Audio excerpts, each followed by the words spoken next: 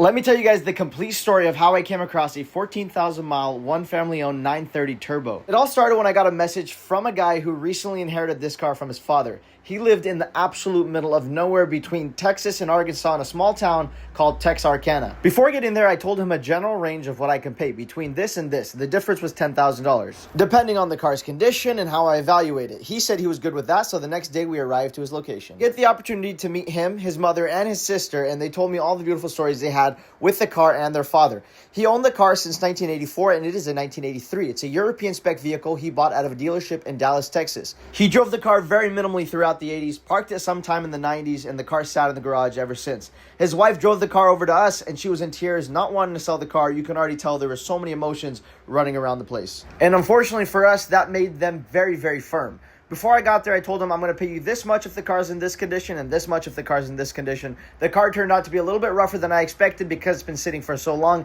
and they did not want to negotiate a single dollar off their price. I kept going up and up with my offer, and they were not budging a single dollar, so I had to walk away from this car, and it hurt me because it took me so long to get there, and it was a 6-digit deal, and we weren't even able to negotiate a couple thousand. We were literally $3,000 off. And I told them very honestly, yes, you guys could probably retail this car for 5 or 10 grand more, but at what cost? You're going to have people that don't know what they're buying. They're asking a million questions. They want to do inspections. They're uncertain, and they're going to take up a whole lot of your time. I told them, listen, I'm here now. I have the money. Let's make a deal. So I did the best I can, and I told them, if you ever reconsider, just call me, and I walked away that day. Sure enough, 6 months later, they give me a call and ask me if the offer still stands. I tell them no. I offered them $5,000 less, and they said yes. It wasn't cheap flying down, and it's not cheap going back. Apparently, they dealt with a few guys. They all wasted their time. They went to different inspection shops. They promised to buy the car and never did. I know how it is selling these classic Porsches. That's why people like to sell to us. So we ended up flying back to Texarkana for the second time, and I can't believe I went there twice in my life.